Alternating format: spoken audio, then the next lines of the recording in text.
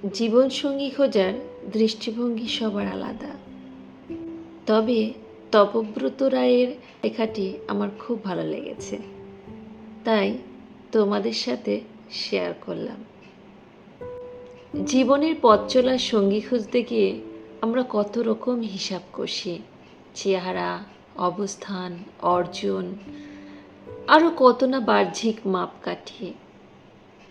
কিন্তু সত্যি বলতে এসবের ঊর্ধ্বে যে বিষয়টি সবচেয়ে অমূল্য, যার জীবনে তুমি কোনো বিকল্প নাও, তুমিই তার একমাত্র নিশ্চয়তা, যে তোমাকে পেয়ে আর কিছু চায় না, যে তোমার উপস্থিতিকেই নিজের পূর্ণতা ভাবে, ভিড়ের ভেতরেও যার চোখ শুধু তোমাকেই খোঁজে, আর তোমায় কাছে পেলে তার নিঃশ্বাসে নামে এক অদ্ভুত শান্তি। জীবনসঙ্গী তাকেই করো যার চোখে তুমি কোনো তুলনা নও, যার হৃদয়ে তুমি একমাত্র নাম, যার সুখ তোমার হাসিতে বাঁধা।